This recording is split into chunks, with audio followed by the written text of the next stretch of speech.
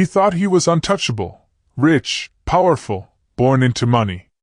So when his wife told him she was pregnant, he laughed, accused her of trapping him, and tossed her out for his mistress. But fate has a cruel sense of timing.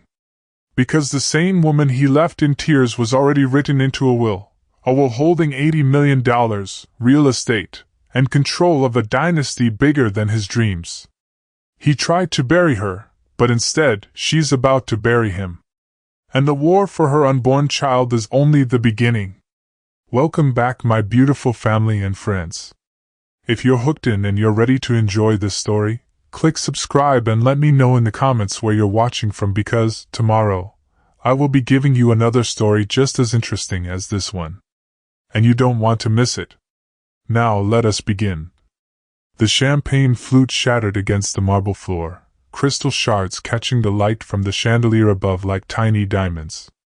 Jasmine's hands shook as she stared at the pregnancy test lying on Kennedy's mahogany desk, the two pink lines blazing like accusations in the dim lamplight of his home office. "Say something," she whispered, her voice barely audible over the classical music drifting from the dinner party downstairs.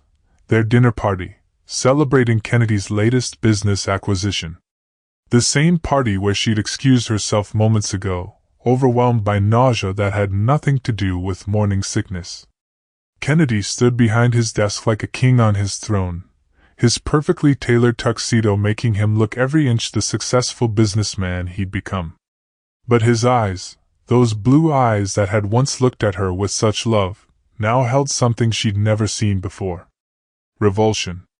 "You planned this, didn't you?" His words were measured, clinical, as if he were discussing a failed merger rather than the child they'd created together. "This is your way of trying to trap me." The accusation hit her like a physical blow. Jasmine gripped the edge of his desk, her emerald green dress, the one he'd bought for her last Christmas, the one he'd said made her look like a goddess, now feeling like a costume she had no right to wear. "Trap you? Kennedy, we're married. We've been trying for a baby for over a year. Have we?" He moved around the desk with predatory grace, his presence suddenly suffocating. "Or have you been trying while I've been reconsidering?" Below them, laughter erupted from the party guests, his colleagues, his friends, people who had never quite looked at her the same way they looked at the other wives.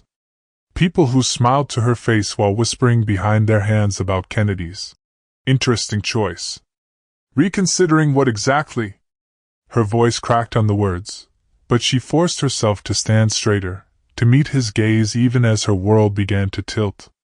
Kennedy loosened his bow tie with deliberate slowness, a gesture she'd once found endearing after long evenings out.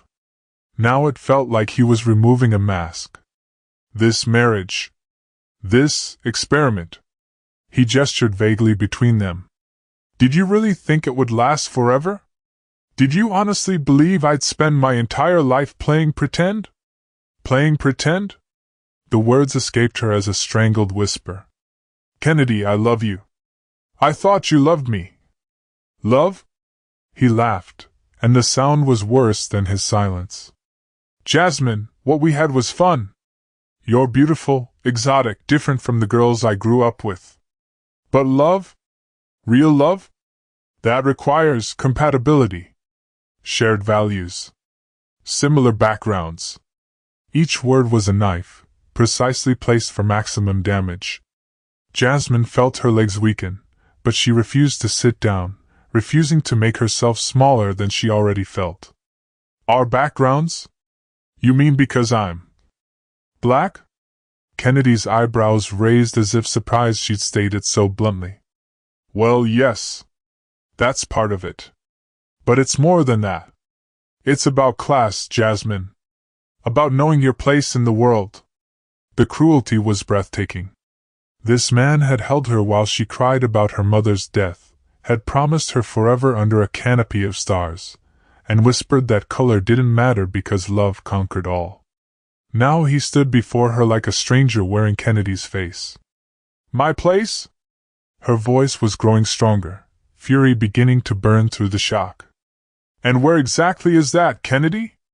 Because I thought my place was beside you. As your wife. As your partner. As for what? The question dripped with condescension. Jasmine, be realistic. You worked, at a non-profit making $30,000 a year. I make more than that in a week. My family has been in Atlanta society for generations. Your family. He paused, letting the silence speak volumes. Well, we both know where you come from. She did know where she came from. From a mother who worked 3 jobs to keep them afloat, from a tiny apartment where love was abundant even if money wasn't. From a place where worth wasn't measured by trust funds and country club memberships, but by character and kindness. So what is this? She asked, her hand unconsciously moving to her still flat stomach. Some kind of elaborate breakup? You couldn't just ask for a divorce like a normal person? Kennedy's smile was cold as winter rain. Oh, there will be a divorce. My lawyers are already drawing up the papers. But first, I wanted you to understand why. I wanted you to see that this. He gestured around the opulent office, toward the sounds of wealth and privilege floating up from below. Was never really yours. You were just visiting. Footsteps echoed in the hallway outside, followed by a soft knock. Kennedy's expression transformed, warmth flooding back into his features so quickly it was almost magical. Come in. The door opened to reveal a vision in cream silk, blonde, perfectly coiffed, with the kind of effortless elegance that came from generations of privilege. The woman's eyes found Jasmine immediately, and instead of surprise or embarrassment, there was something that looked almost like pity. Kennedy, darling, everyone's asking where you are. The Weatherbys are leaving soon, and your father wants to announce. The woman stopped mid-sentence, her gaze dropping to the pregnancy test on the desk. Oh. I see you're having that conversation. That conversation. As if Jasmine's marriage, her pregnancy, her entire life was just an item on Kennedy's to-do list to be checked off and discarded.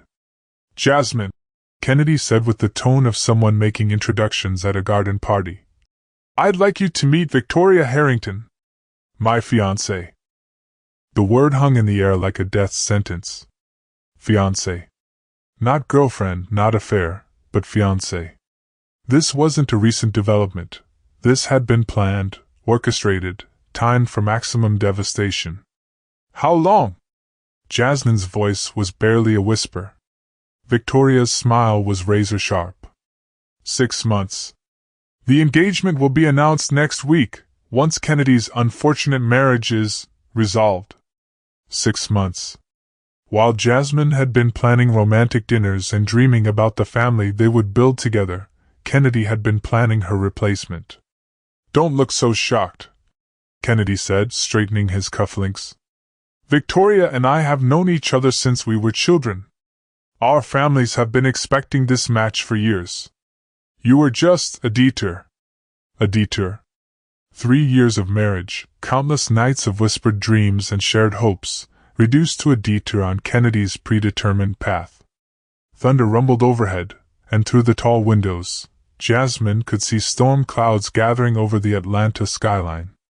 The city lights blurred through her unshed tears, each one representing a dream that was dying in this moment. What none of them knew, what couldn't be known until the phone rang in 3 days' time, was that in a lawyer's office in Massachusetts, an investigation was concluding.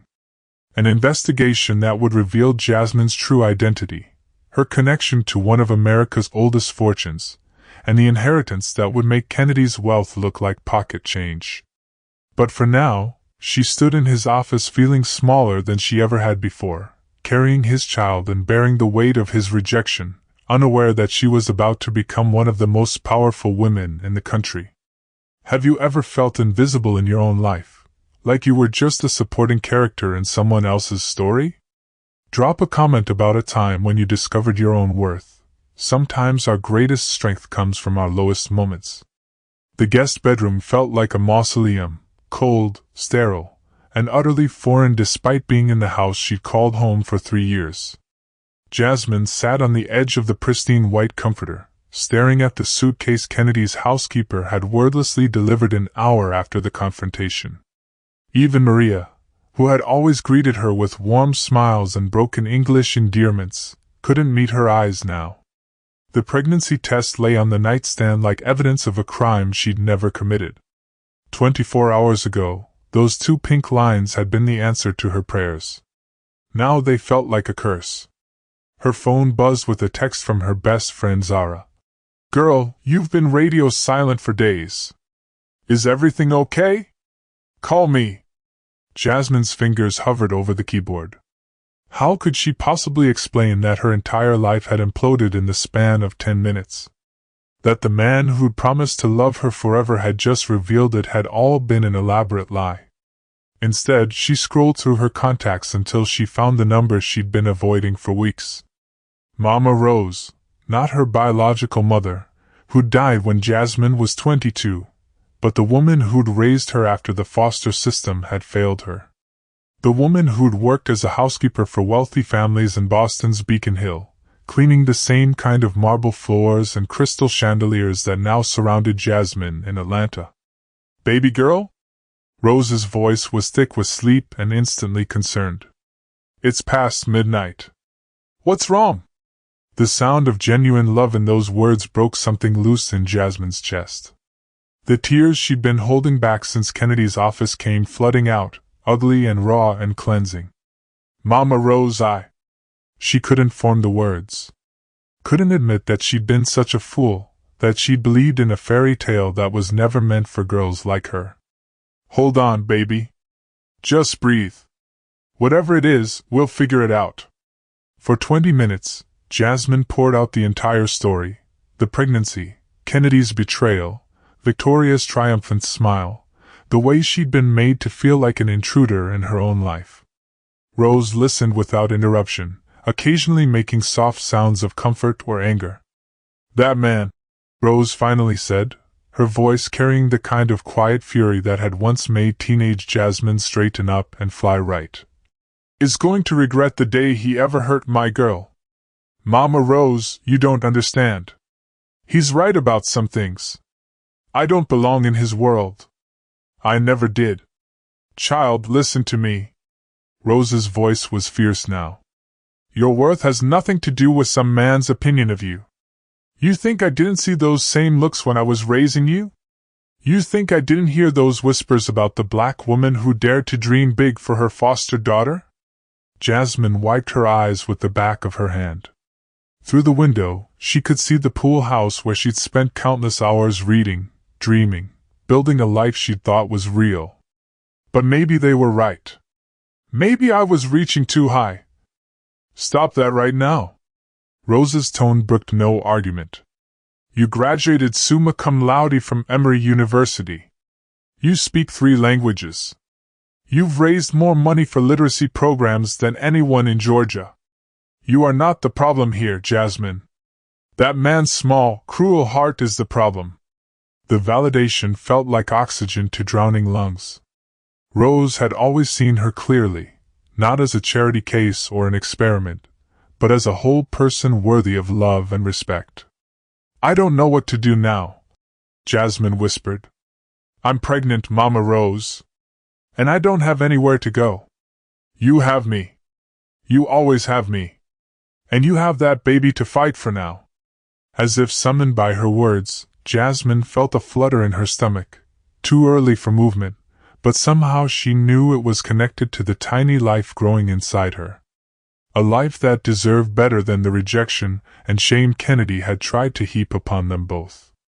"There's something else," Rose continued, her voice taking on an odd quality. "Something I've been meaning to tell you for years, but the timing never felt right." "What do you mean?" "About your mother, Jasmine. Your real mother. When you were placed with me, you were just 5 years old, and all they told me was that your mother had died in an accident. But over the years I did some digging." Jasmine's heart began to race. She'd long ago given up hope of learning about her origins.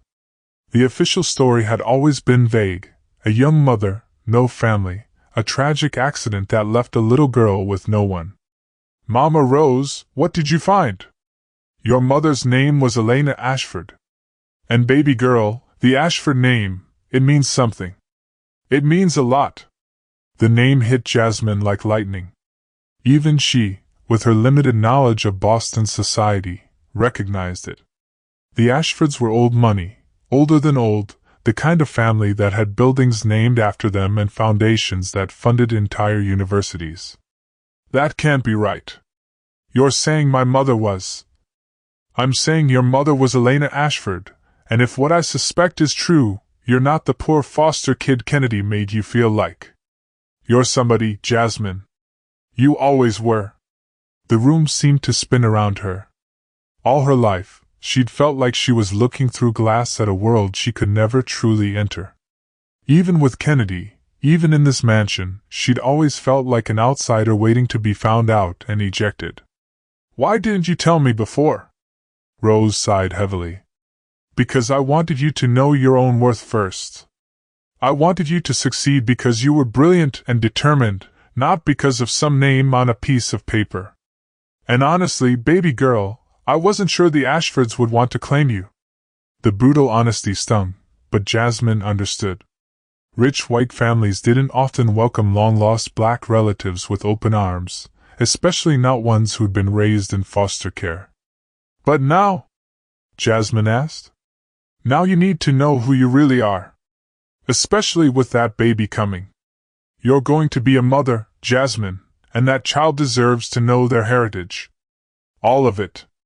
Through the thin walls, Jasmine could hear Kennedy and Victoria laughing in the master bedroom, her former bedroom. The sound was like salt in an open wound, but somehow, Rose's revelation had shifted something inside her. The pain was still there, sharp and immediate, but underneath it was something new. A spark of possibility. Mama Rose, what do I do now? First, you pack your things and come home to Boston. Let me take care of you while we figure this out. Second, we're going to find out the truth about your family. And third, Rose's voice turned steel-hard, we're going to make sure that man regrets the day he ever underestimated you.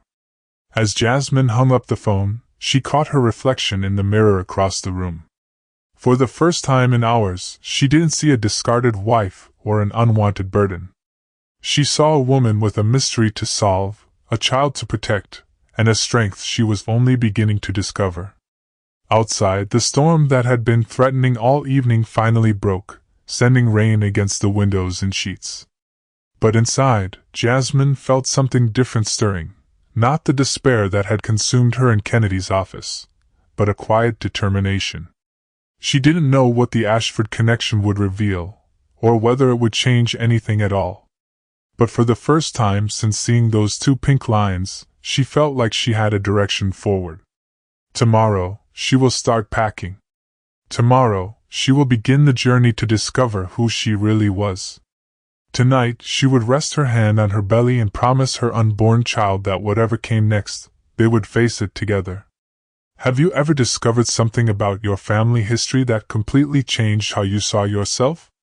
Sometimes our greatest strength comes from understanding where we truly come from. Share your story of identity and discovery below. The rain had stopped by the time Jasmine finished packing, but the world outside still felt washed and raw, like a wound that hadn't quite healed. She stood in the foyer of what had been her home for 3 years, 2 suitcases at her feet and a small carry-on bag slung over her shoulder. Everything else, the books, the photos, the carefully chosen pieces of furniture that had made this place feel like theirs, would have to stay behind. Kennedy emerged from his office as if summoned by her presence, still wearing his tuxedo from the night before, though it was now wrinkled and his bow tie hung loose around his neck. Victoria was nowhere to be seen, but her perfume lingered in the air like a territorial marking. So you're really leaving, he said, and for a moment, just a moment, something that might have been regret flickered across his features. Did you expect me to stay and watch you play house with your fiancé? Jasmine's voice was steadier than she'd expected, strengthened by Rose's words and a night of hard thinking. Did you think I'd be content to remain as your kept secret while you built a life with someone suitable? Kennedy had the grace to look uncomfortable. Jasmine, I never meant for it to happen this way. If you hadn't gotten pregnant. If I hadn't gotten pregnant, you would have found another excuse. Another reason why I wasn't enough. She adjusted the strap of her bag, feeling the weight of the small jewelry box inside, the one item she couldn't leave behind, containing her mother's locket and the few photos she had of the woman who'd given her life. Tell me something, Kennedy. Did you ever love me? Even a little? The question hung between them like a bridge neither wanted to cross. Kennedy's jaw worked silently for several seconds, and in that silence, Jasmine found her answer. I cared about you, he finally said. Very much. But love requires a future, Jasmine. And we never really had one. Because you never intended to give us one. He didn't deny it, which somehow hurt worse than if he tried to lie. The sound of car tires on wet asphalt drew their attention to the front window. A yellow taxi sat in the circular driveway, looking as out of place among Kennedy's luxury cars as Jasmine had always felt in his world. That's my ride, she said unnecessarily. Where? Kennedy asked, and there was something almost desperate in his tone. Jasmine, you don't have to disappear. We can work something out. I could help with expenses, make sure you and the baby are taken care of.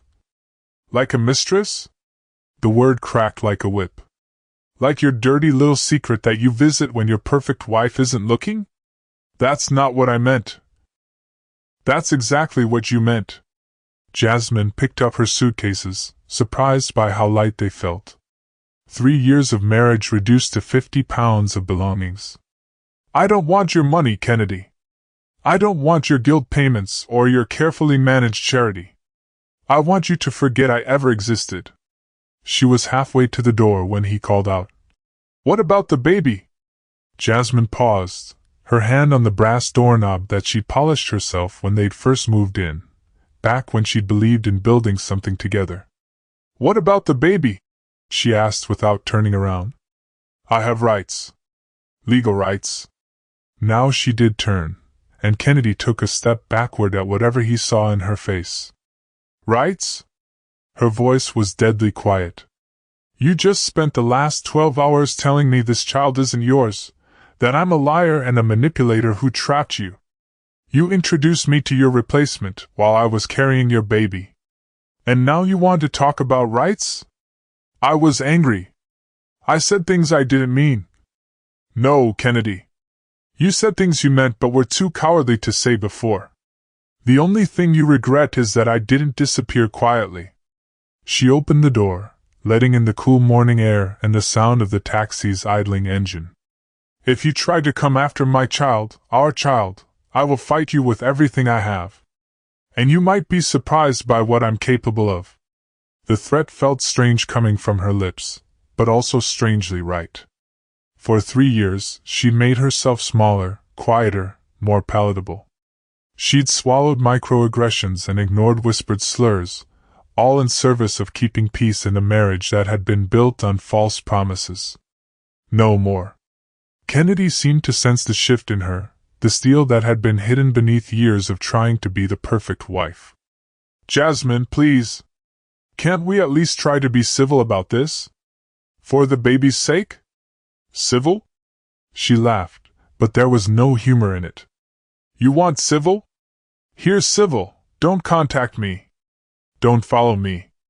Don't send lawyers or investigators or private detectives. I'll handle this pregnancy and this child without you, just like you wanted. She walked out then, leaving Kennedy standing in the doorway of their former home, watching her load her meager possessions into a taxi like she was just another hired hand being dismissed. The driver, a middle-aged black man with kind eyes and graying temples, helped her with the suitcases without comment. But as they pulled away from the mansion, he caught her eye in the rearview mirror. You okay, miss? You look like you've been through something. Jasmine stared back at the house growing smaller in the rear window, at Kennedy's silhouette still framed in the doorway. I'm going to be, she said, and for the first time in hours she meant it. Where to? Hartsfield-Jackson Airport. I need to get to Boston. The driver nodded and pulled into traffic, beginning the 40-minute journey that would take her away from Atlanta forever. As they drove through the city she'd learned to love, past the nonprofit where she'd worked until budget cuts had eliminated her position, past the coffee shop where she and Kennedy had shared their first date, past all the places that held memories she'd have to learn to carry differently now, Jasmine felt something loosening in her chest. Halfway to the airport, her phone rang. Kennedy's name appeared on the screen, and after a moment's hesitation, she declined the call. Then she turned off the phone entirely. At the airport, standing in line at the ticket counter with her small collection of bags, Jasmine felt the full weight of what she was doing. She was 28 years old, pregnant, unemployed, and fleeing to a city where she had nothing but Rose's love and a mysterious connection to a family that might not even acknowledge her existence. But as she handed over her credit card for the ticket to Boston, her last act of independence before her funds ran dangerously low, she also felt something she hadn't experienced in years. Freedom. For the first time since she'd married Kennedy, every choice ahead of her was truly hers to make. The flight was delayed due to weather, giving her 2 hours to sit in the departure gate and contemplate the enormity of what lay ahead. She bought a small notebook from a gift shop and began writing, not to Kennedy, not to anyone else, but to the child growing inside her. My sweet baby, she wrote. By the time you read this, you'll be old enough to understand that sometimes the people we love make choices that hurt us. Your father is not a bad man, but he is a weak one, and his weakness has nothing to do with your worth or mine. Today I'm taking us on an adventure. I don't know where it will lead, but I promise you this, we will face it together, and we will never, ever apologize for who we are or where we come from. When they finally called her flight, Jasmine felt a flutter of movement in her stomach. Too early, the rational part of her mind insisted, but her heart knew better. The baby was restless, ready for whatever came next. As the plane taxied down the runway, Atlanta's skyline glittering in the afternoon sun, Jasmine pressed her face to the window and whispered a goodbye to the woman she'd been. The woman who'd tried so hard to fit into spaces that were never meant for her, who dimmed her own light to make others comfortable. That woman was gone now, left behind in a mansion that had never truly been home. The woman flying toward Boston was someone different. Someone who carried secrets and possibilities and a fierce determination to uncover the truth about who she really was. 3 hours later, as the plane descended through gray clouds toward Logan International Airport, Jasmine felt her phone buzz with a text message. She turned it back on during the flight, steeling herself for more calls from Kennedy that she had no intention of answering. But this message wasn't from Kennedy. It was from a number she didn't recognize, with a Boston area code. Ms. Ashford, my name is Robert Chin, attorney with Crawford, Hartley and Associates. I represent the estate of Eleanor Ashford, who passed away yesterday evening. We have urgent matters to discuss regarding your inheritance. Please contact me at your earliest convenience. Jasmine read the message 3 times before the words fully registered. Eleanor Ashford. An estate attorney. An inheritance. Her hands shook as she saved the contact information, her mind racing with possibilities and fears in equal measure. Rose had been right. There was a connection to the Ashford family. But what did it mean? And why was an attorney contacting her now, at this precise moment when her life had just shattered? As the plane touched down in Boston, Jasmine felt the strange sensation of multiple lives converging, the life she was leaving behind, the life she was stepping into, and the life that might have been waiting for her all along. In her purse, her phone buzzed again. Another message from the attorney. Time is of the essence, Ms. Ashford. The will reading is scheduled for tomorrow morning at 10 a.m. Your presence is required. Required. As if she belonged somewhere, as if someone had been waiting for her. For the first time since Kennedy's office, Jasmine smiled. She had no idea what she was walking into, but she was walking into it as herself, not as Kennedy's wife or anyone's mistake, but as Jasmine, carrying the next generation of whatever legacy awaited her. The adventure, she realized, was just beginning. Have you ever had a moment where one door closing led to another one opening in ways you never expected? Sometimes life's biggest challenges become our greatest opportunities. Share a time when you discovered strength you didn't know you had. Rose's apartment in Dorchester felt like stepping into a warm embrace after the sterile grandeur of Kennedy's mansion. The walls were painted in cheerful yellows and oranges, covered with photographs spanning decades. Rose with various families she'd worked for, Rose at Jasmine's high school graduation, Rose at church functions surrounded by a community that had become her chosen family. The scent of cinnamon and coffee filled the small space, along with something indefinably comforting that Jasmine had always thought of as home. "Look at you," Rose said, wrapping Jasmine in arms that had comforted her through teenage heartbreaks, college rejections, and every other crisis life had thrown her way. "Skinny as a rail except for that little bump. We need to get some real food for you." Jasmine melted into the embrace, feeling 5 years old again. "I missed you so much, Mama Rose." "I miss you too, baby girl. But you're here now, and we're going to figure everything out."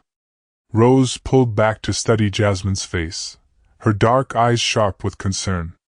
"You look tired. And worried. Tell me about this lawyer who's been calling." They settled at Rose's small kitchen table, the same one where Jasmine had done homework as a teenager, where she'd practiced job interview questions before graduating college, where she'd nervously introduced Kennedy during their brief courtship.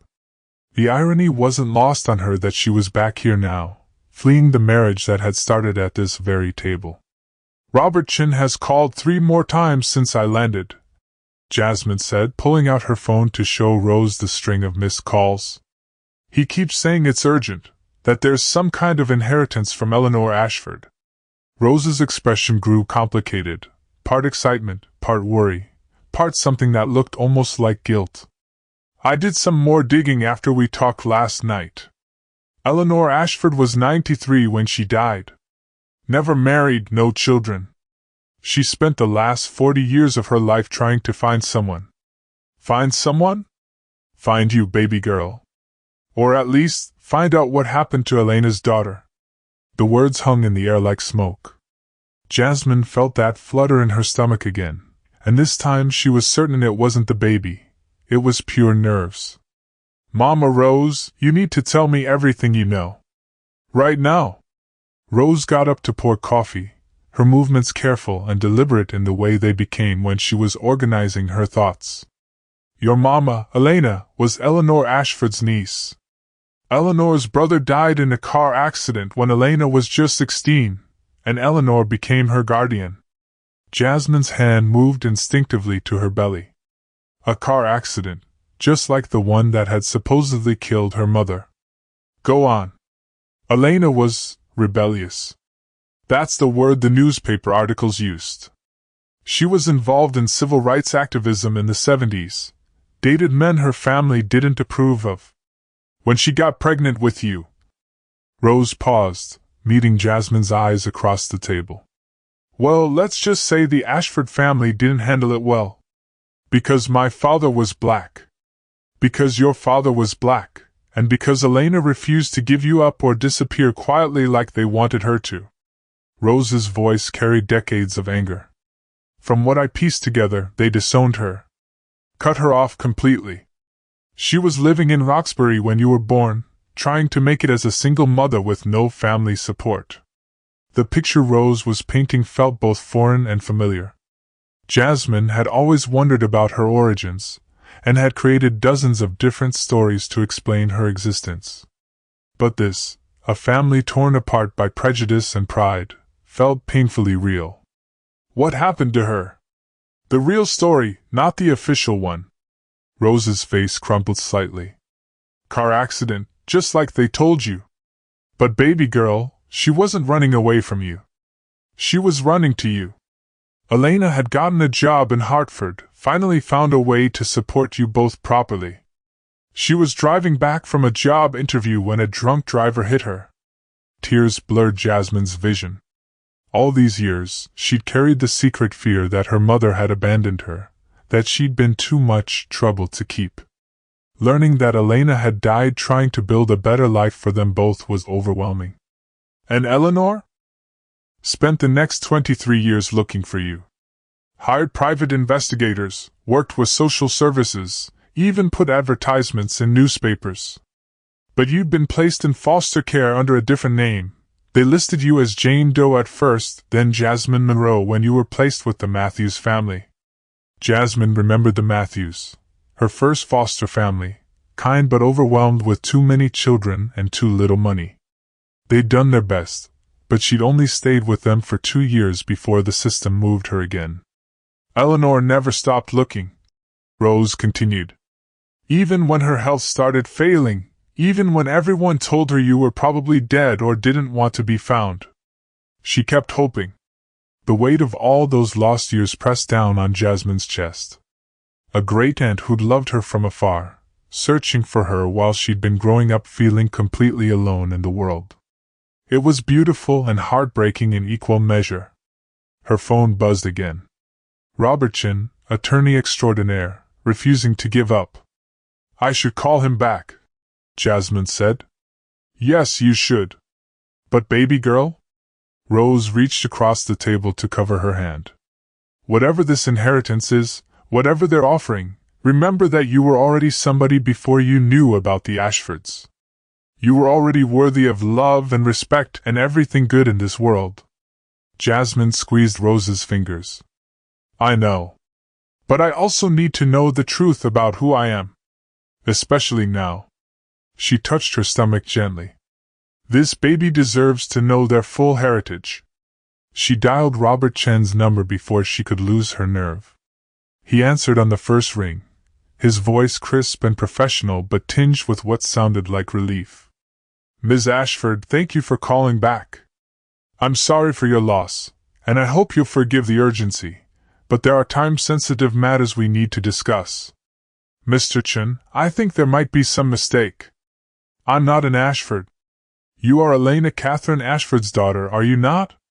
Born June 15, 1997, at Boston Medical Center? The specificity of the information sent chills down her spine. Yes, but...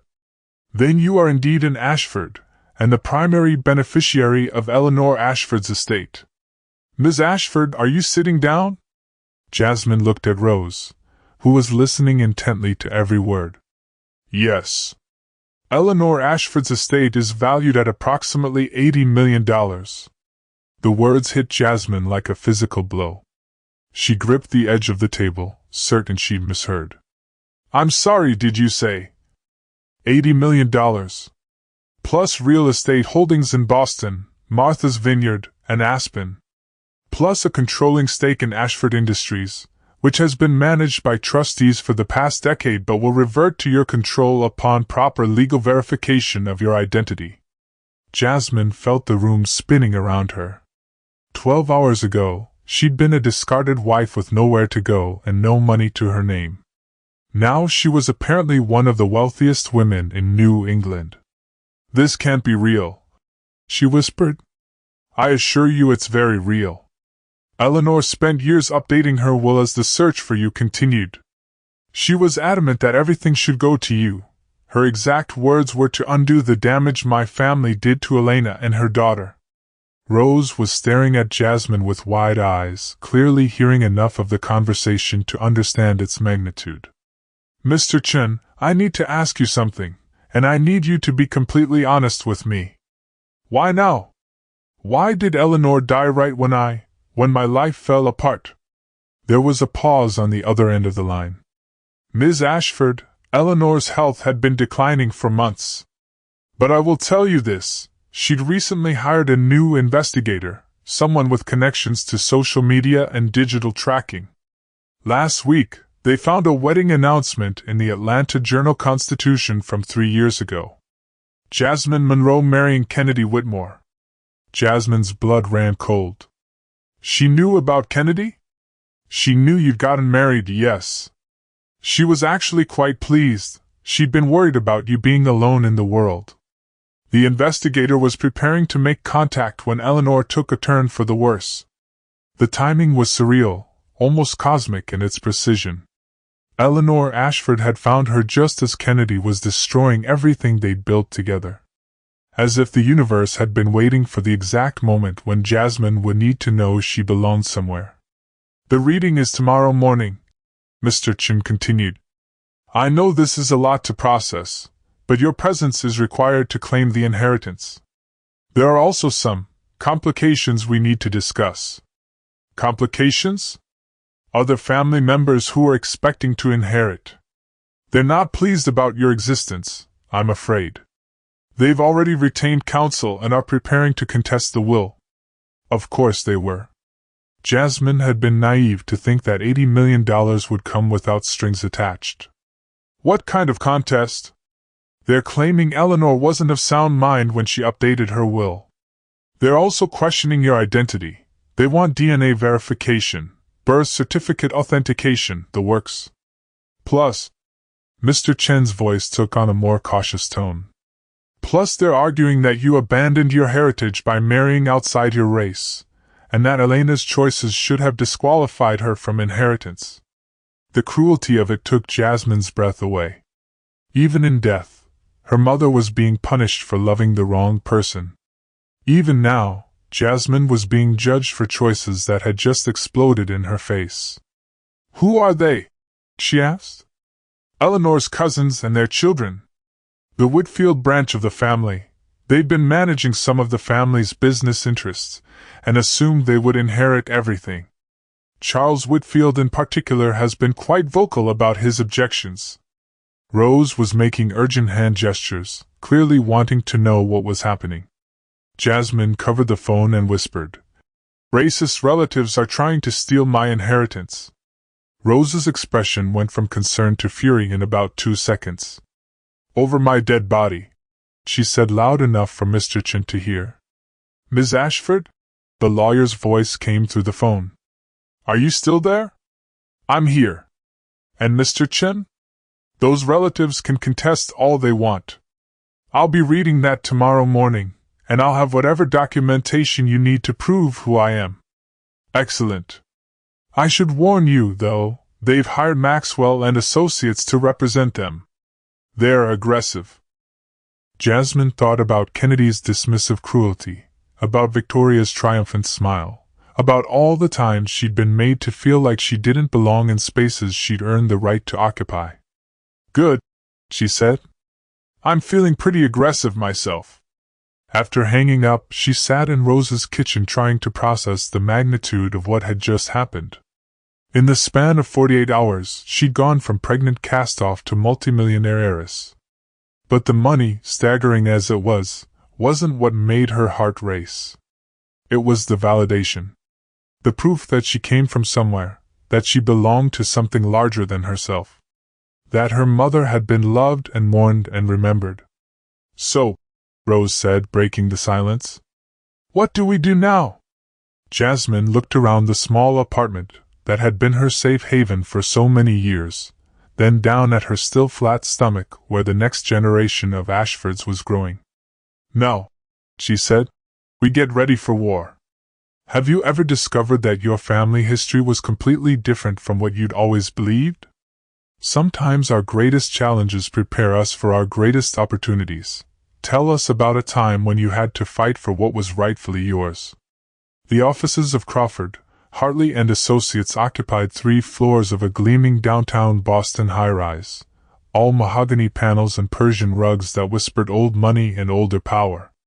Jasmine sat in the reception area wearing her best dress, a navy blue sheath that had cost her a week's salary back when she'd had a salary, trying not to fidget under the appraising stares of the other people waiting for the will reading. She didn't need introductions to know who they were. The Whitfields had that particular brand of New England aristocracy written into their very bones, the kind of understated elegance that came from never having to prove their worth to anyone. Charles Whitfield looked exactly like Central Casting would order for. Wealthy wasp patriarch, silver-haired, blue-eyed, wearing a suit that probably cost more than most people's cars.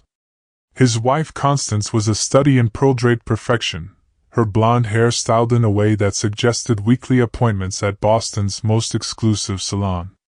Their adult children flanked them like bookends: Harrison, 30-something and predatory in the way of men who never been told no, and Vivian, who looked like she'd stepped out of a Ralph Lauren advertisement, and was equally as cold. None of them had acknowledged Jasmine's presence when she'd arrived, but she could feel their eyes on her like insects crawling across her skin. Rose had wanted to come for moral support, but Jasmine had insisted on facing this alone. Whatever happened in that conference room, she needed to handle it as herself, not as someone's protected daughter. "Ms. Ashford?" A young associate appeared at her elbow. "Mr. Chen will see you now." The conference room was dominated by a table that could have seated 20, though today only 8 chairs were occupied. Robert Chen sat at the head, a compact man in his 40s with intelligent eyes and the kind of calm demeanor that suggested he'd handled his share of family disputes. Beside him sat an older woman with steel-gray hair whom he introduced as Patricia Morris, Eleanor's longtime personal assistant and executor. "Before we begin," Mr. Chen said once everyone was seated, "I want to acknowledge that this is an unusual situation. Ms. Eleanor Ashford's will is quite specific, but I understand there are parties who wish to contest its validity." Charles Whitfield leaned forward, his voice carrying the authority of someone accustomed to being obeyed.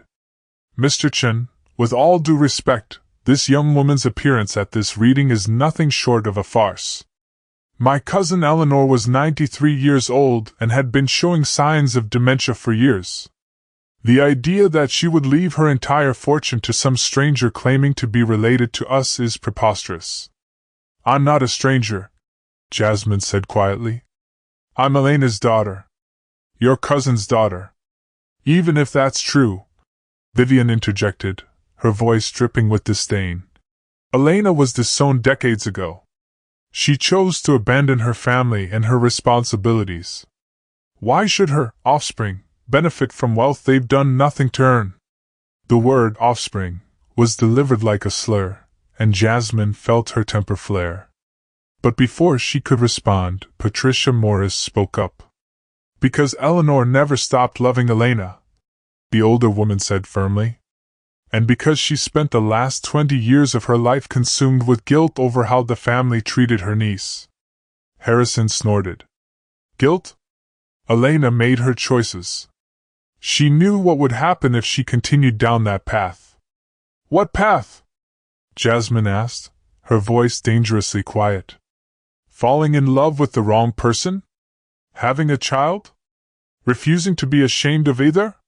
She could have had the child adopted," Constance said with the casual cruelty of someone who never faced a difficult choice in her privileged life. "She could have maintained her position in the family instead of throwing it all away for some temporary infatuation." The racial slur hung unspoken in the air, but everyone in the room heard it anyway. Jasmine's hands clenched in her lap, her nails digging into her palms. "Temporary infatuation," she repeated. "Is that what you call love? Because my parents loved each other, Mrs. Whitfield. They created a life together, and they created me. I'm sorry that's inconvenient for your inheritance plans. Now see here," Charles began, his face reddening, but Mr. Chen held up a hand. "Perhaps we should proceed with the reading," he suggested diplomatically. "Ms. Morris, would you care to share what you knew about Eleanor's state of mind in her final years?" Patricia Morris straightened, her spine rigid with decades of service to a woman she'd clearly loved. "Eleanor Ashford was the sharpest person I've ever known, right up until the day she died. She updated her will 6 months ago, and I can assure you she was in complete control of her faculties. She knew exactly what she was doing and why." "And what exactly did she think she was doing?" Harrison demanded. Ms. Morris opened a leather folder and withdrew a sealed envelope. "She left specific instructions for me to read this letter aloud at the will reading, before the legal documents were reviewed." She broke the seal with careful fingers and began to read in a clear, steady voice. "To my family, both blood and chosen, who are gathered to hear these words, I am writing this letter because I know there will be questions about my decisions, and I want to answer them while I still can. 50 years ago, I made the worst mistake of my life. When my beloved niece Elena came to me pregnant and frightened, I turned her away. I listened to voices that told me our family's reputation mattered more than love, that tradition mattered more than compassion. I let fear and prejudice poison my heart, and I lost the best part of our family because of it. Elena died alone, struggling to build a life for herself and her daughter because her own family had abandoned her. Her daughter, my great niece, grew up in foster care, never knowing she belonged to something larger than herself. These are sins I can never fully atone for, but I can try to make amends. To Charles, Constance, Harrison, and Vivian, you have lived your entire lives benefiting from wealth you did nothing to earn, in a world that opened every door for you simply because of your birth. You have never known struggle, never faced real adversity, never been forced to prove your worth. You will be fine without my money. To Jasmine, and yes, I know your name, I know your face, I know your story, you are the daughter Elena should have lived to raise, the woman our family should have welcomed with open arms. You have achieved more with no support than my other heirs have accomplished with every advantage. You are Elena's legacy and my redemption. Patricia's voice wavered slightly as she continued. The money is yours by right, but more than that, it's yours by need. You are building a family now, and that family deserves every opportunity one can give them. I love them better than I loved Elena. Protect them better than I protected her. And know that somewhere, in whatever comes next, your mother is proud of the woman you've become. Silence filled the conference room like smoke. Jasmine felt tears streaming down her face, not just for the grandmother figure she'd never known, but for her mother, for all the lost years, for the love that had existed even when she thought herself completely alone in the world. This is ridiculous, Charles finally sputtered. Eleanor was being manipulated. This girl probably contacted her, filled her head with sob stories. Actually, Mr. Chen interrupted smoothly. Eleanor found Jasmine, not the other way around. And there's something else you should know. He turned to Jasmine. Ms. Ashford, your great-aunt left one more instruction. She wanted you to know that she'd been following your life from a distance for the past year. Jasmine's blood ran cold. Following my life? She knew about your marriage to Kennedy Whitmore. She knew about your work with literacy programs in Atlanta. She knew about... Mr. Chen consulted his notes. Recent developments in your personal life. The room began to spin slightly. Eleanor had known about Kennedy, had known about the pregnancy, had known about everything. The timing of her death, the precise moment when Jasmine's world had collapsed, it couldn't be coincidence. She was worried about you, Patricia said gently. The investigator had uncovered some concerning information about your husband's character, about his treatment of you. Eleanor was planning to make contact, to offer support if you needed it. Harrison laughed harshly. So the old woman was planning to interfere in someone else's marriage? That hardly suggests sound judgment. Actually, a new voice said from the doorway, it suggests excellent judgment. Everyone turned to see a woman in her 40s stride into the room, briefcase in hand and authority radiating from every pore. She was dressed in a perfectly tailored suit, her dark hair pulled back in a style that meant business, her brown skin glowing with health and confidence. I'm sorry I'm late, she said, setting down her briefcase and extending a hand to Jasmine. I'm Diana Crawford, senior partner at this firm and Eleanor Ashford's personal attorney for the past 15 years. Charles Whitfield's face had gone pale. This meeting was supposed to be handled by Mr. Chen. Mr. Chen handles routine matters, Diana said smoothly. I handle the complicated ones. And Charles, this is about to get very complicated for you and your family. She opened her briefcase and withdrew a thick folder. You see, Eleanor didn't just leave Jasmine her fortune. She left her something much more valuable, information. Jasmine's heart began to race. What kind of information? Diana's smile was sharp as a blade. The kind that's going to change everything. Jasmine, your great-aunt spent her final years not just looking for you, but investigating the people in your life. Specifically, she had her security team look into Kennedy Whitmore and his family. The folder landed on the table with a heavy thud, and Diana began spreading photographs and documents across its surface. It turns out your husband's family fortune isn't quite as legitimate as they claim. The Whitmore wealth was built on a foundation of fraud, tax evasion, and embezzlement dating back 3 generations. Eleanor documented everything. Jasmine stared at the papers, seeing Kennedy's father's name on document after document, seeing patterns of illegal activity that stretched back decades. Why would she? Because she was protecting you, Diana said simply. She knew that when you discovered your inheritance, the Whitmores would come for it. They've been hemorrhaging money for years. Kennedy's trust fund is nearly depleted. His father's business is on the verge of bankruptcy. They need your money to survive. The revelation hit Jasmine like lightning. Kennedy hadn't discarded her because she wasn't worthy. He'd been planning to use her, to access her inheritance once Eleanor died. The pregnancy had just accelerated his timeline, forced him to choose between his long-term financial plans and his immediate desire to be with Victoria. He'd chosen wrong. There's more, Diana continued. Eleanor also uncovered Kennedy's relationship with Victoria Harrington. It started 18 months ago, not 6 months like they claimed. And Victoria? She's not just some society heiress. She's deeply in debt, facing her own family's financial ruin. They were planning to merge their desperation through marriage. Jasmine felt something crystallizing inside her chest.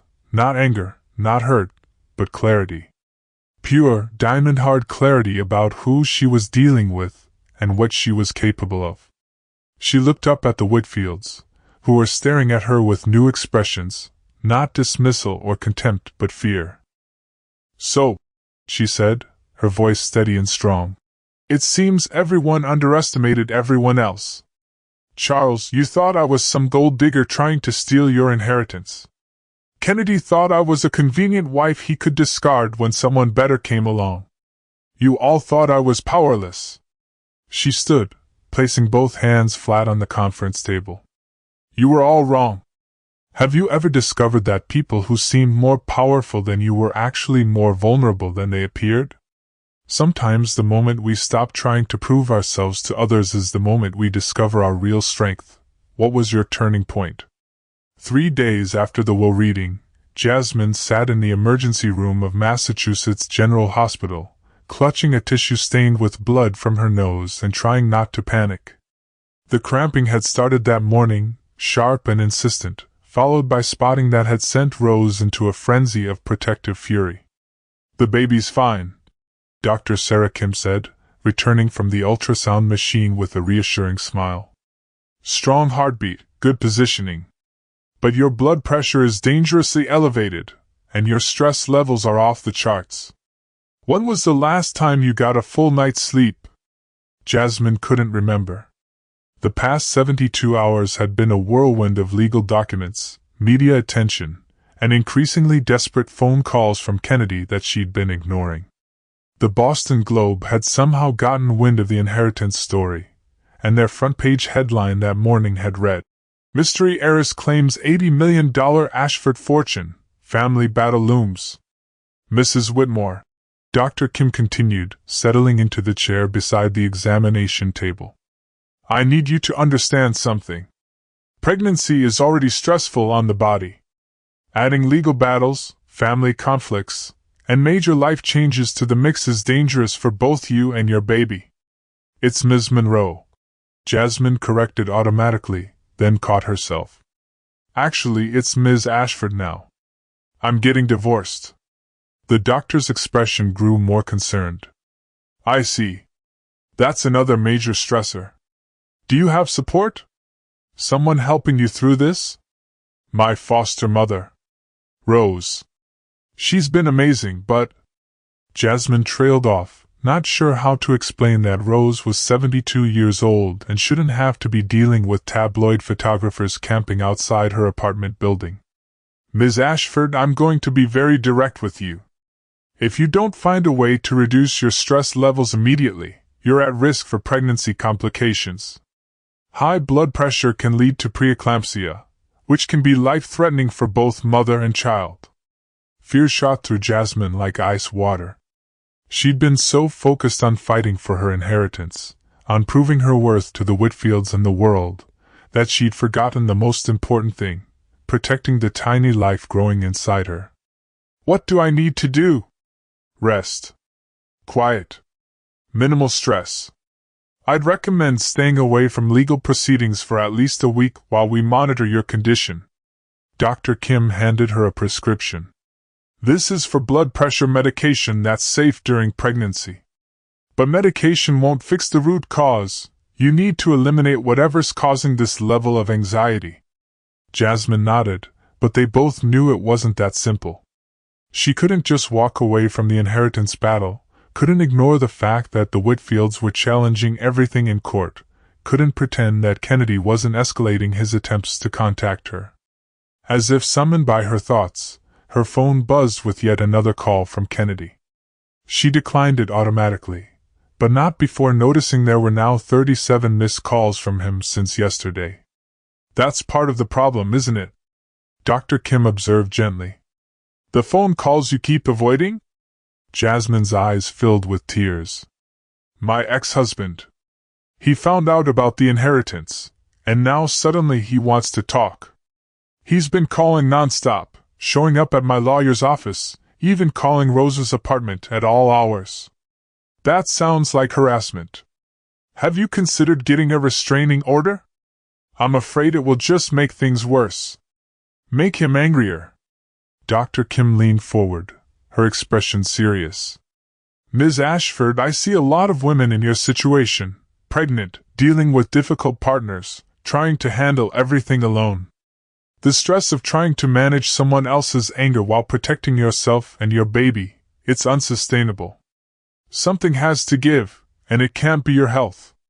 After leaving the hospital with strict orders to rest and a follow-up appointment in 3 days, Jasmine returned to Rose's apartment to find chaos waiting for her.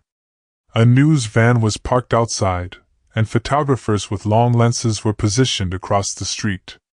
Rose met her at the building's back entrance, her face drawn with worry and exhaustion. "Baby girl, we need to talk," Rose said as soon as they were safely inside. "It's been a circus here all day. Reporters knocking on doors, asking neighbors about you, trying to get pictures through the windows." Jasmine sank onto Rose's couch, feeling the weight of everything pressing down on her. "I'm so sorry, Mama Rose.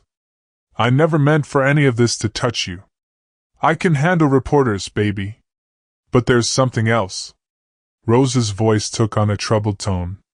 "That man Kennedy showed up here about an hour ago." Jasmine's blood ran cold. "He came here? To your apartment?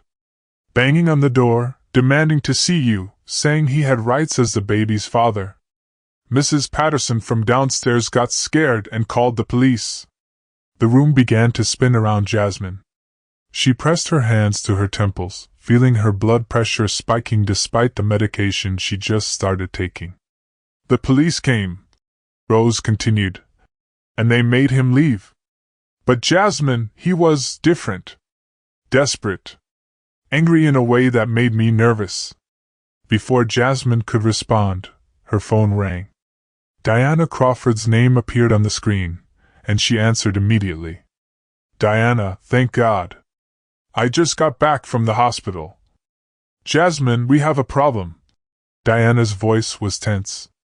"I need you to sit down." "I'm sitting." "The Whitfields have filed an emergency injunction to freeze Eleanor's assets pending the outcome of their contest. They're claiming you're mentally unstable and potentially dangerous." "What? On what grounds?" "They're citing your recent divorce, your pregnancy, and—" Diana paused. "They're claiming you've been making threats against the family." Jasmine felt the world tilt sideways.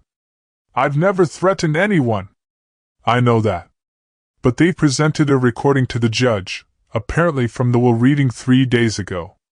Someone edited your words to make it sound like you were planning retaliation against them. That's insane. You were there, you heard what I actually said. I know what you said, and I know what they did to twist it. But the judge issued a temporary restraining order. You can't access any of the inheritance money until we can get a hearing, which could take weeks. The cruelty of it was breathtaking. Just when Jasmine needed resources the most, to protect herself and her baby, to find safe housing away from the media circus, the Whitfields had managed to cut off her access to the very fortune that was rightfully hers. There's more, Diana continued reluctantly. Kennedy's retained a high-profile family law attorney. He's filing for full custody of your child. Jasmine couldn't breathe. The words seemed to echo from a great distance, as if someone else was hearing them and reporting back to her. He can't do that. He didn't want the baby. He's claiming you're an unfit mother, citing your unstable mental state, your sudden wealth, and your history of making poor decisions. He's arguing that the child would be better off in a stable, two-parent home. With him and Victoria. With him and Victoria. Rose was across the room in an instant, wrapping Jasmine in her arms as sobs began to rack her body. Everything she'd fought for, everything she'd begun to hope for, was being systematically destroyed by people who saw her as nothing more than an obstacle to their own desires. I can fight this, Diana said, her voice gentler now. But Jasmine, I need to be honest with you about what we're up against. Kennedy has unlimited resources. His family may be in financial trouble, but they still have enough to fund a prolonged legal battle. The Whitfields have connections throughout the Massachusetts court system. And you're a pregnant black woman with no permanent address and no access to your inheritance. The brutal assessment hung in the air like poison gas. Jasmine had thought discovering her identity and her wealth would solve her problems. Instead, it had made her a bigger target for people who had more experience with power and fewer scruples about how to wield it. What do I do? She whispered. We fight. But we fight smart. And we fight on multiple fronts. Diana's voice grew stronger, more determined. I'm filing counter motions on everything. I'm demanding an investigation into how that recording was edited. And I'm requesting an emergency hearing on the custody issue based on Kennedy's documented history of emotional abuse. What is documented history? The history we're going to create. Jasmine, I need you to write down everything, every cruel word, every dismissive comment, every time he makes you feel small or worthless. We're going to demonstrate a pattern of psychological manipulation that makes him unfit to parent. After Diana hung up, Jasmine sat in Rose's living room as darkness fell outside. The photographers had finally left, but their absence felt temporary, like the eye of a hurricane. Mama Rose, she said quietly, what if they're right? What if I'm not stable enough to raise this baby? What if trying to claim the inheritance was a mistake? Rose's voice was fierce when she answered. Baby girl, you listen to me. Your mama Elena was 18 years old when she got pregnant with you. 18, with no money, no family support, and a world full of people telling her she was making a mistake. But she fought for you anyway, with everything she had, until the day she died. And look how that turned out. Look how it turned out. Jasmine, you graduated summa cum laude from one of the best universities in the country. You've raised hundreds of thousands of dollars for children's literacy. You married a man you loved and tried to build a life with him, and when he revealed his true colors, you found the strength to walk away. You are not a mistake, and that baby isn't a mistake, and fighting for what's yours isn't a mistake. Jasmine felt something loosening in her chest, not hope, not yet, but the faintest possibility that Rose was right. But what if I lose everything? What if Kennedy gets custody, and the Whitfields get the money, and I end up with nothing? Rose knelt in front of her, taking her hands and weathered fingers that had comforted her through every crisis of her life. Baby girl, you've already survived losing everything. You survived your mama's death, you survived the foster system, you survived Kennedy's betrayal. You didn't need the Ashford money to be worthy, and you don't need Kennedy's approval to be a good mother. Whatever happens, you'll survive this too. As Jasmine fell asleep that night in Rose's spare bedroom, her hand resting on her belly, she tried to hold on to that thought. She'd survived worse than this. She could survive whatever came next.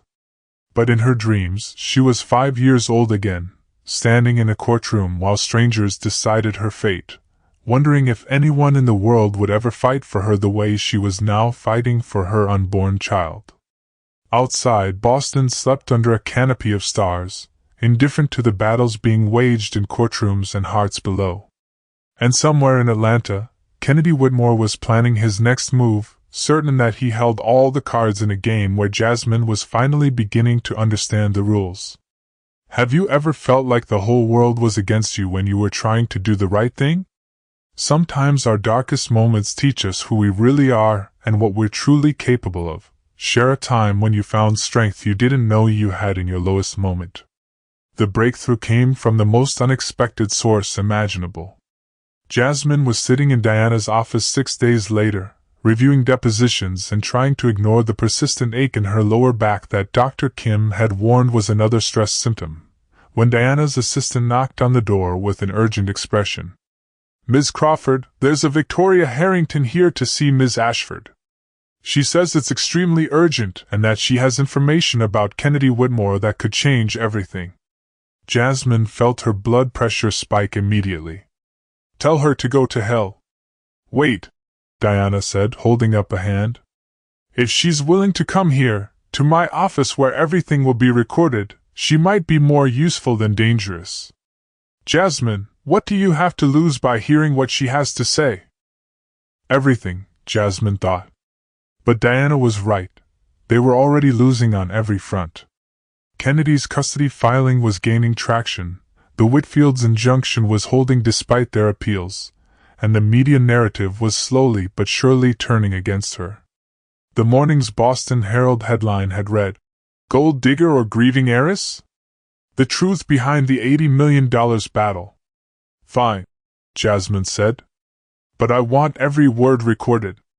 Victoria entered the conference room looking nothing like the polished socialite who'd stood in Kennedy's office that night. Her usually perfect blonde hair was pulled back in a messy ponytail, she wore minimal makeup, and her clothes, while still expensive, looked like she'd slept in them. Most telling of all, her hands shook as she set a large manila envelope on the conference table. "Before you say anything," Victoria began, her voice lacking its usual confidence, "I want you to know that I didn't come here to apologize. I'm not sorry for falling in love with Kennedy, and I'm not sorry for fighting for what I wanted." "Then why are you here?" Jasmine asked coldly. Victoria's laugh was bitter. "Because I found out what kind of man I was really fighting for. And because what he's planning to do to you, it's going to destroy that baby. And even I'm not heartless enough to let that happen." She opened the envelope and began spreading documents across the table. "Kennedy didn't just hire a family law attorney. He hired a private investigation firm to dig up dirt on you, your past, anyone who's ever supported you. He's been building a case to prove you're mentally unstable and unfit to parent." Diana leaned forward, her expression sharpening. "What kind of case?" "They've been interviewing people from your past, foster families, college roommates, co-workers. They're paying them to say negative things about you, or twisting their words when they refuse to cooperate." Victoria pulled out a thick folder. "They've also been investigating Rose, trying to prove she's too old and infirm to provide a stable environment for you." Jasmine's hands clenched into fists. "They investigated Rose? Kennedy's been methodical about this. He wants full custody, but more than that, he wants to control the inheritance through the child. He's convinced that if he can prove you're unfit, he can be appointed as the baby's financial guardian until they come of age." The pieces clicked into place with sickening clarity. Kennedy hadn't just cast her aside for Victoria. He'd orchestrated an elaborate scheme to steal her inheritance through their unborn child. "Why should we believe you?" Diana asked. "Why would you betray someone you claim to love?" Victoria's composure finally cracked, tears spilling down her cheeks. "Because I walked in on a phone call yesterday. Kennedy was talking to his father about their long-term strategy.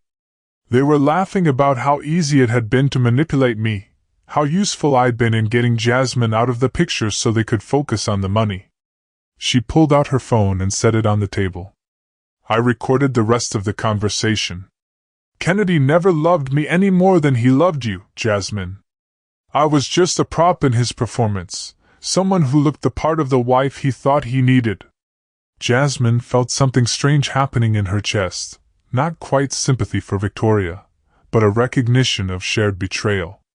They'd both been used by a man who saw people as game pieces rather than human beings.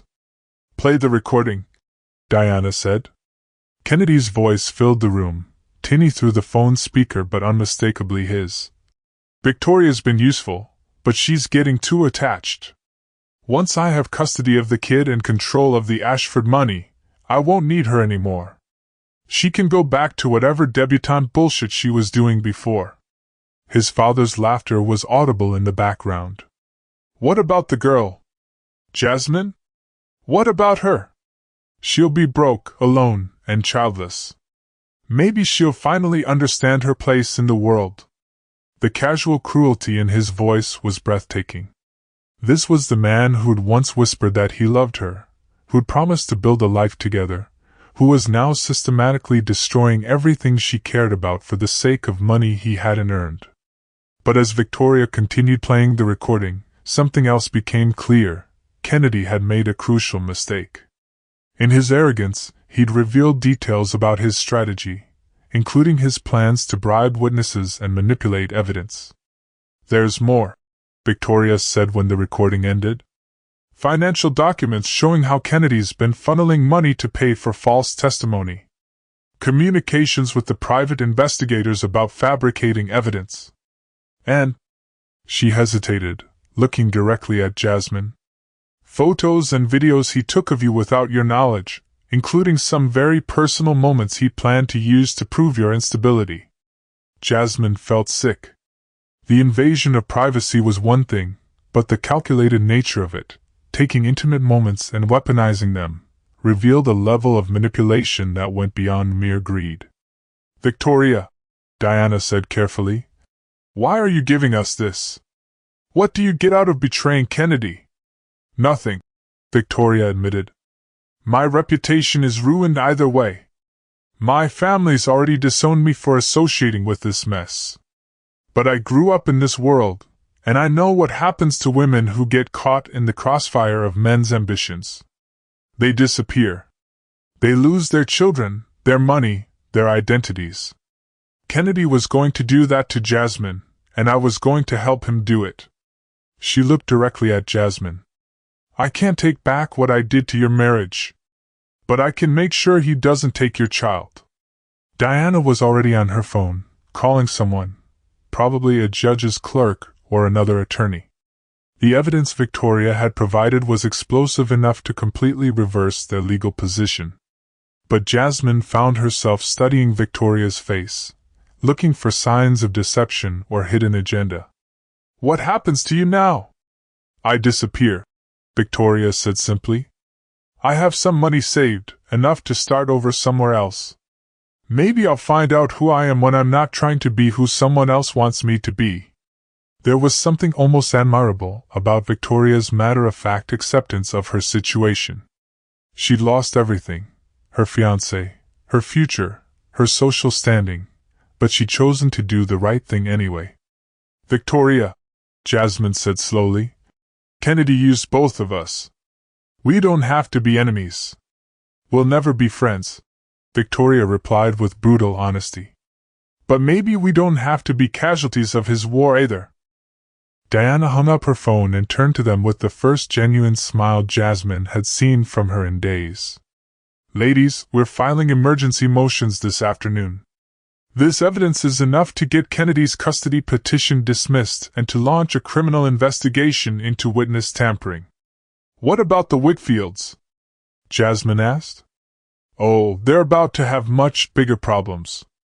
Because Kennedy's scheme involved using their connections and resources, they're now potentially complicit in federal crimes. Diana's smile turned predatory. I suspect they'll be much more willing to negotiate once they realize their own assets might be frozen pending investigation. As Victoria prepared to leave, she paused at the conference room door. Jasmine, can I ask you something? What? That baby you're carrying, do you really want it? Or are you just fighting for it because Kennedy doesn't want you to have it? The question caught Jasmine off guard with its directness. She'd been so focused on the legal battle, on proving her fitness as a mother, that she hadn't really examined her own feelings about the pregnancy. She stopped, placing her hand on her belly where the baby was now showing as a small but definite bump. I want this child because it's mine. Because I created life with someone I thought I loved, and even though that love turned out to be a lie, the baby is still real. Still innocent. Still deserving of protection. Victoria nodded slowly. That's what I thought. That's why I couldn't let Kennedy destroy you both. After Victoria left, Jasmine sat in the conference room feeling like she was emerging from a long, dark tunnel. For the first time in weeks, she could see a path forward that didn't end in total defeat. Diana, she said, what are our chances now? With this evidence? Kennedy's custody petition is dead in the water. The Whitfields will probably withdraw their contest rather than risk criminal charges. And you? Diana grinned. You're about to become a very wealthy, very vindicated woman.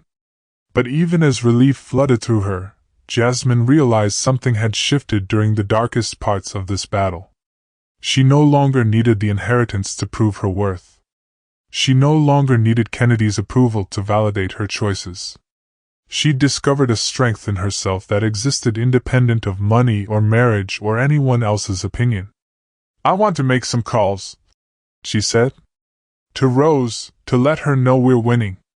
To Dr. Kim, to tell her my stress levels are about to improve dramatically. And she paused, thinking of all the women who might be facing similar battles with fewer resources and less support. I want to talk to you about setting up a legal defense fund for women fighting custody battles against wealthy, manipulative ex-partners. Diana's eyebrows rose. You want to give money away before you even have access to it? I want to use whatever power I'm about to have for something good. Eleanor spent her life looking for me, trying to make amends for past mistakes. Maybe I can spend mine making sure other women don't have to face what I've been through alone.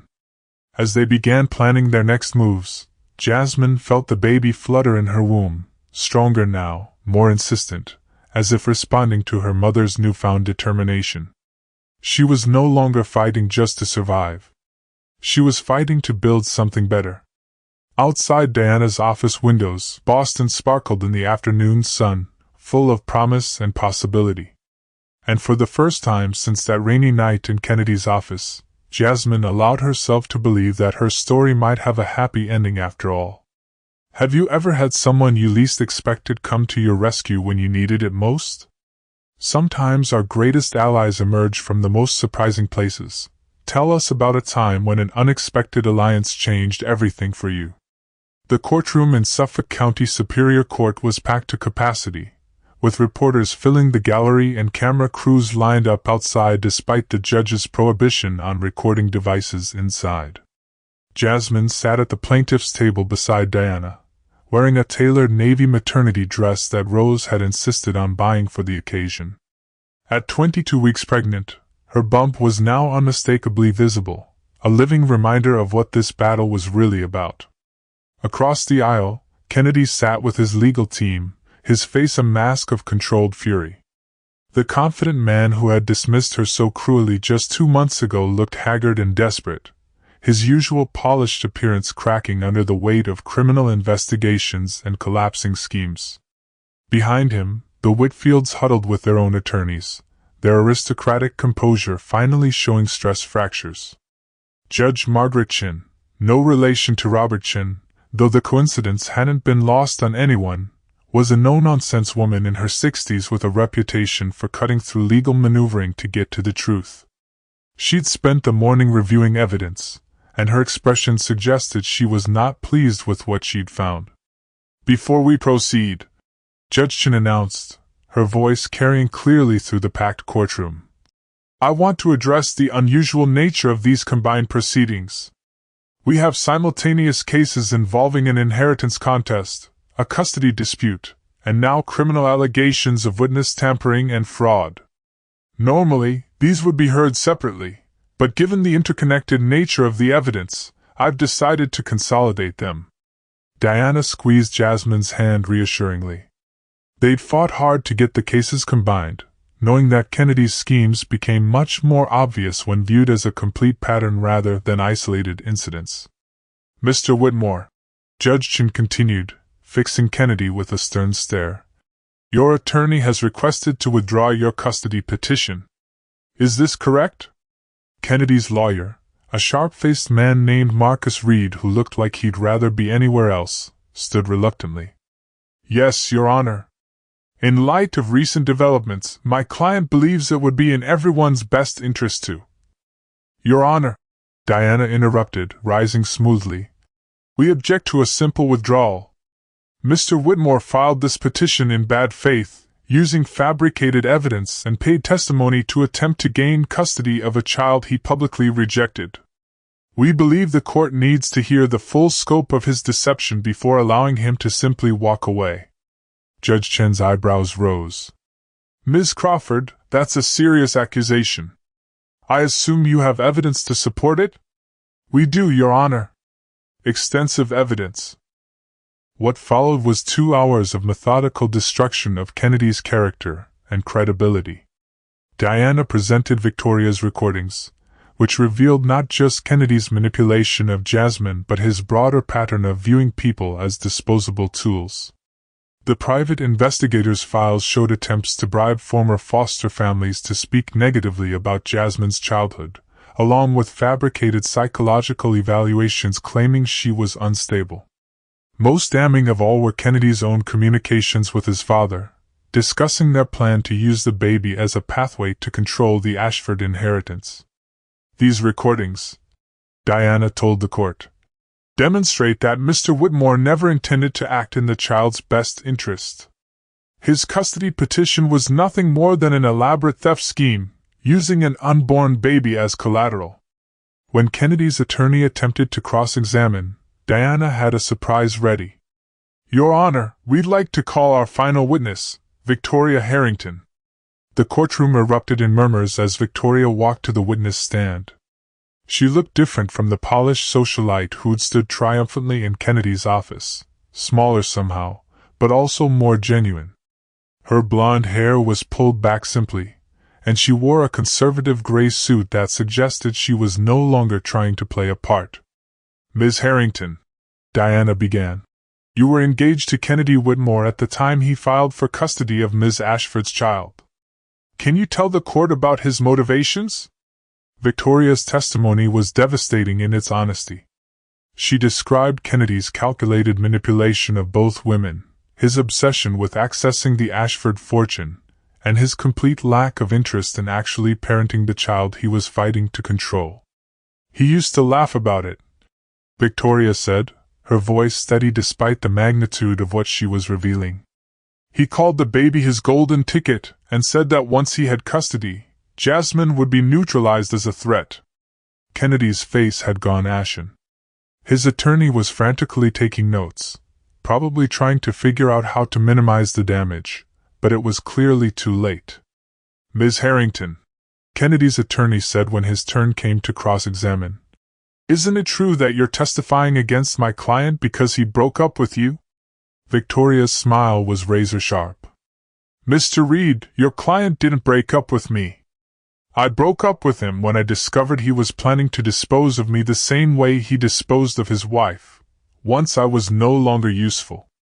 The cross-examination continued for another hour, but Victoria never wavered from her testimony. By the time she stepped down, Kennedy's case was in ruins. Judge Chin called a brief recess, during which Jasmine watched Kennedy confer desperately with his legal team. Across the aisle, the Whitfields looked like they were attending their own funeral. "How are you feeling?" Diana asked quietly. Jasmine considered the question carefully. 2 months ago, she would have felt satisfied by Kennedy's obvious distress, would have wanted him to suffer the way he made her suffer. But now, watching him realize that his schemes had backfired catastrophically, she mostly felt empty. Not victorious, not vindicated, just tired. "I feel sad," she admitted. "Not for him, exactly, but for what I thought we had. For the person I thought he was. That person never existed," Diana reminded her gently. "The man who could orchestrate this kind of manipulation was always who Kennedy really was. You just weren't allowed to see it before." When court resumed, Judge Chen's expression was thunderous. "I have reviewed all the evidence presented today," she announced, "and I am frankly appalled by what I've discovered. Mr. Whitmore, your custody petition is not only denied, it is dismissed with prejudice, meaning you cannot refile. Furthermore, I am ordering you to have no contact with Ms. Ashford or her child except through attorneys, and only then if there are legitimate legal matters to resolve." Kennedy's shoulders sagged as if he'd been physically struck. "Additionally," Judge Chin continued, "I am referring this matter to the District Attorney's Office for potential criminal prosecution on charges of witness tampering, fraud, and conspiracy. Mr. Reed, I suggest you advise your client to retain criminal counsel immediately." But the judge wasn't finished. She turned her attention to the Whitfields, whose attorneys had been trying to become invisible in their seats. "As for the matter of Eleanor Ashford's estate," Judge Chin said, "I find the evidence overwhelmingly supports Ms. Jasmine Ashford's claim to inheritance. The attempts to contest this were through fraudulent means, in coordination with Mr. Whitmore's custody scheme, have only served to validate Eleanor Ashford's wisdom in leaving her fortune to someone with actual integrity."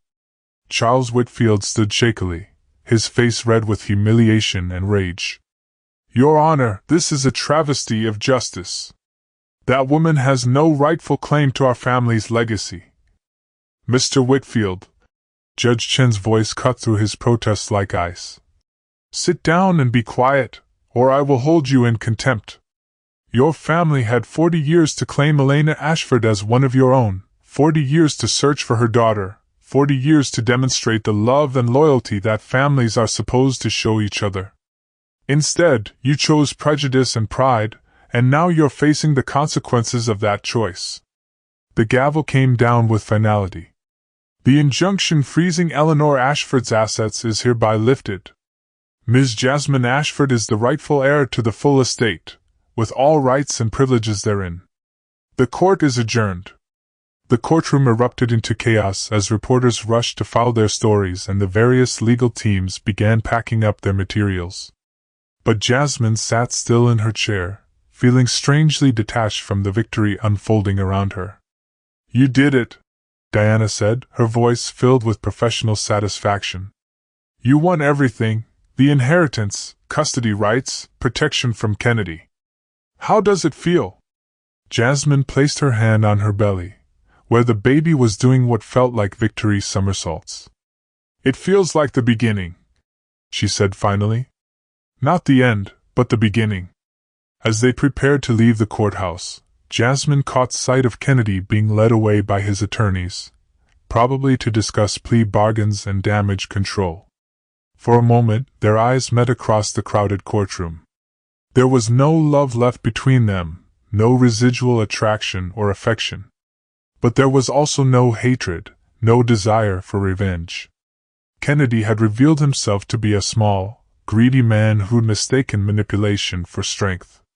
He would face the consequences of his choices, but those consequences weren't her responsibility anymore. Victoria appeared beside her as they walked toward the courthouse doors. "Congratulations," she said simply.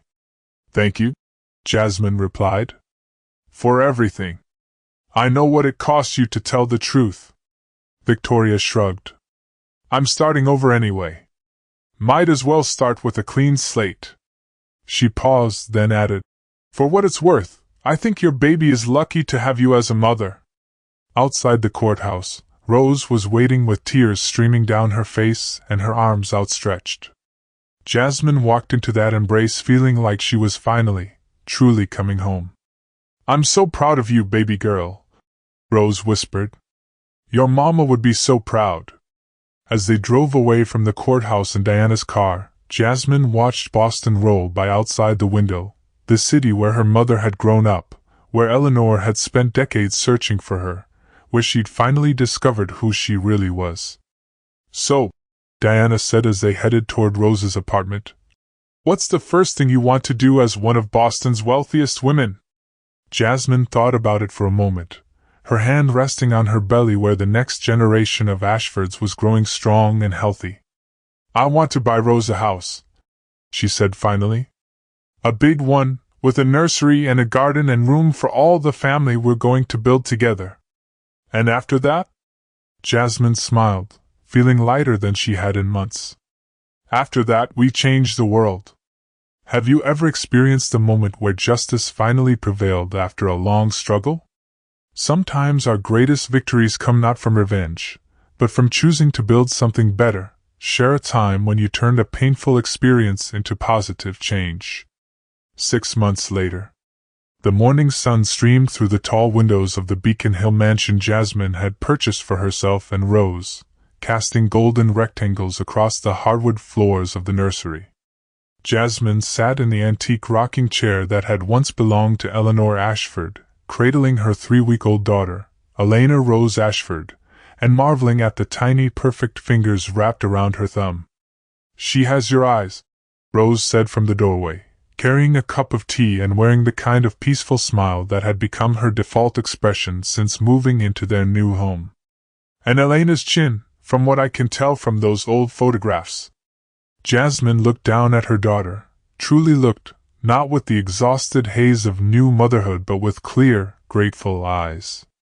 Elena Rose had been born healthy and strong, entering the world with a lusty cry that seemed to announce her intention to take up space and be heard. The delivery had been smooth, surrounded by Rose, Diana, and a medical team at one of Boston's most prestigious hospitals, a far cry from the fearful, lonely pregnancy she'd endured just months earlier. I can't believe she's really here, Jasmine whispered, adjusting the soft pink blanket that had been hand-knitted by Mrs. Patterson, Rose's downstairs neighbor who'd become an honorary grandmother to them both. The house around them hummed with quiet activity. The contractors had finally finished the renovations last month, transforming Eleanor's formal, museum-like mansion into a warm, welcoming home. The walls now displayed a mix of Eleanor's classical art and photographs documenting 3 generations of strong women, Elena, Eleanor, Jasmine, and now little Elena Rose. Ms. Jasmine? Maria, their housekeeper, the same Maria who had once worked for Kennedy but had asked to join their household after the trial, appeared in the doorway. Ms. Diana is here for the meeting, and there are some reporters outside asking for a statement about the foundation. Jasmine sighed softly. The media attention had never fully died down, though it had evolved from scandal-hungry curiosity to genuine interest in her philanthropic work.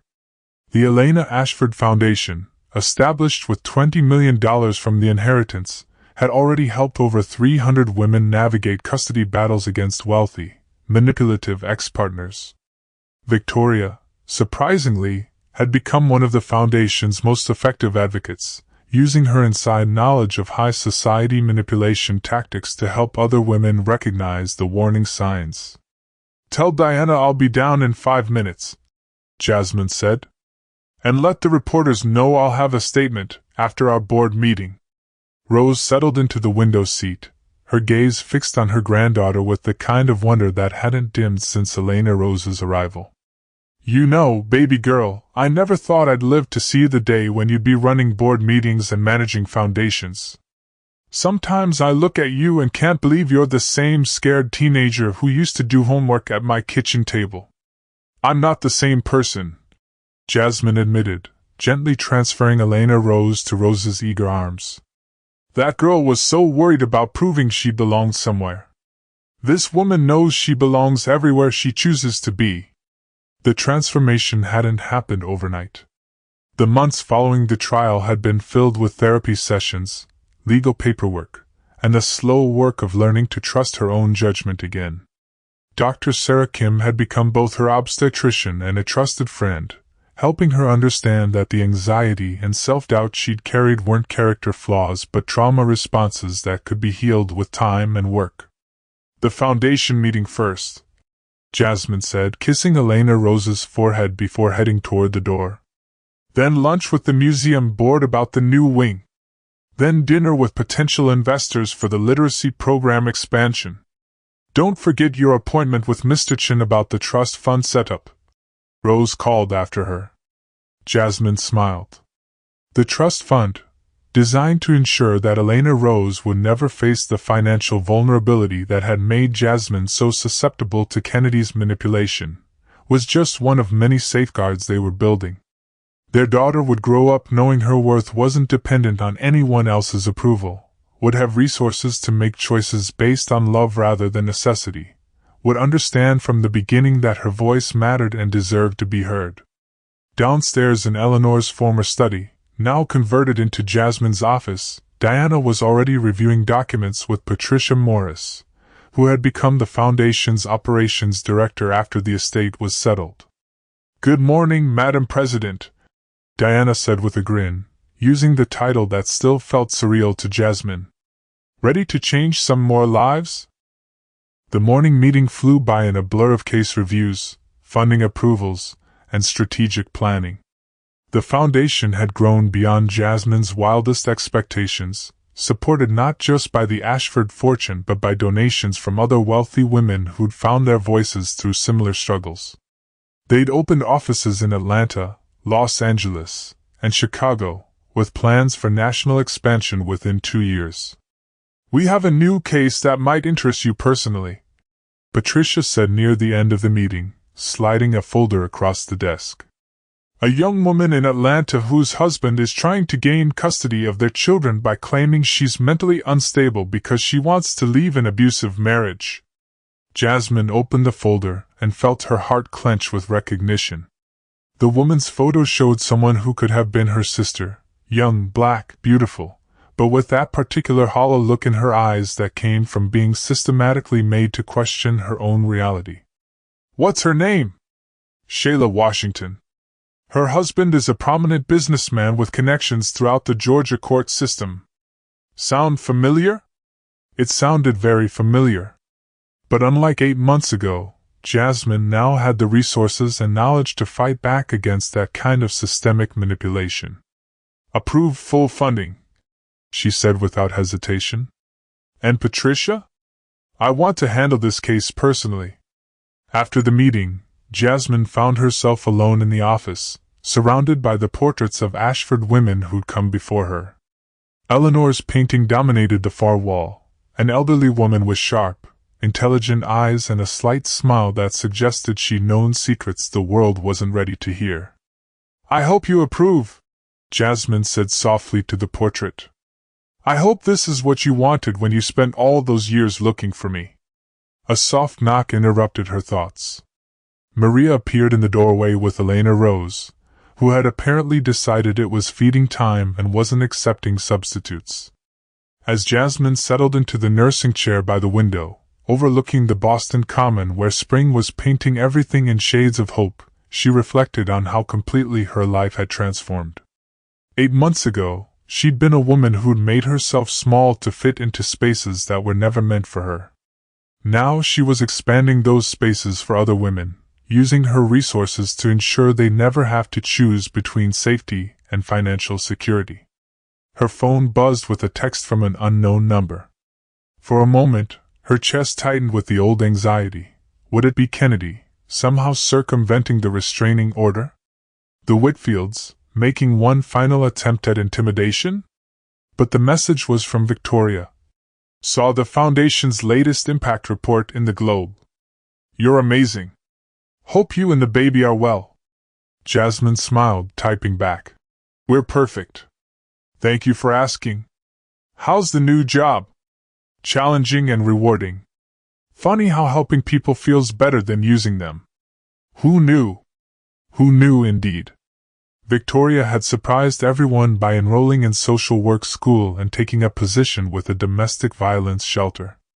Her inside knowledge of how wealthy manipulators operated had made her invaluable in helping other women recognize and escape similar situations. Even Kennedy, in his way, had contributed to positive change. The criminal charges had been reduced to misdemeanor fraud in exchange for his testimony against other wealthy men using similar tactics to control their ex-wives. He'd lost his trust fund, his social standing, and his freedom for 6 months, but more importantly, he'd helped expose a network of financial and emotional abuse that had been operating in plain sight for years. Justice isn't always about punishment, Diana had told her after Kennedy's sentencing. Sometimes it's about making sure the same harm can't happen to someone else. As Elena Rose finished nursing and drifted off to sleep in her arms, Jasmine heard the sound of laughter from downstairs. Rose was entertaining the museum board members who'd arrived early for their lunch meeting, regaling them with stories about Eleanor's legendary dinner parties and her own 40 years of working in Boston's finest homes. She raised me. Jasmine could hear Rose saying. But honestly, I think she was meant for greatness from the moment she walked into my apartment. All I did was make sure she had somewhere safe to land while she figured out how to fly. The words brought tears to Jasmine's eyes. Flying, that's what this felt like. Not the desperate scrambling to escape that had characterized her marriage to Kennedy, but the purposeful soaring of someone who had finally discovered her true altitude. Elena Rose stirred in her arms, making the soft snuffling sounds that meant she was dreaming. What did babies dream about?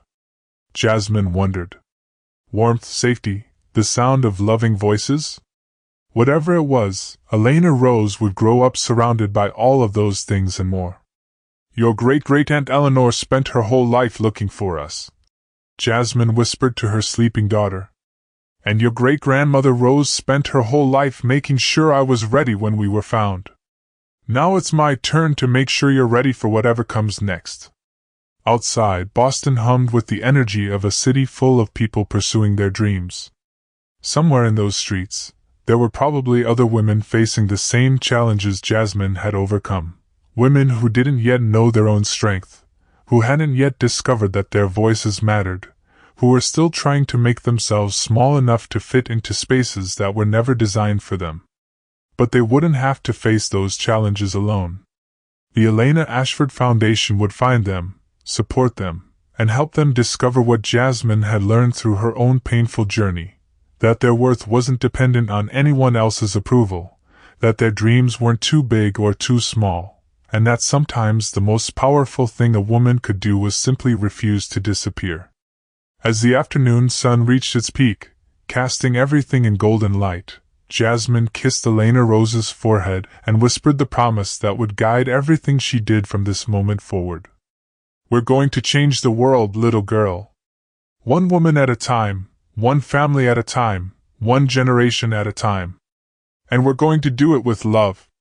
In Eleanor's portrait across the room, that slight smile seemed to deepen with approval, as if the old woman had finally found the peace that had eluded her for so many years.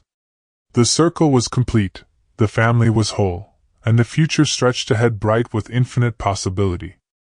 The story that had begun with heartbreak and betrayal had become something else entirely, a legacy of strength, love, and the unshakable belief that every woman deserved to take up space in the world and be heard. What legacy do you want to leave for the next generation? Sometimes our greatest triumph comes not from what we achieve for ourselves, but from what we make possible for others. Share how you're using your experiences to lift up someone else, or tell us about a time when someone's strength gave you the courage to find your own. Thank you for following Jasmine's journey from heartbreak to triumph. Her story reminds us that our worth isn't determined by others' opinions, that family is found in love rather than blood, and that sometimes our greatest challenges become our most powerful tools for creating positive change in the world. Also, thank you for watching this story to the end. If you enjoyed this story, you will surely love the next one. It's as interesting and even more intriguing as you can ever imagine. So do check it out. Click on the image showing on your screen right now to watch the next one.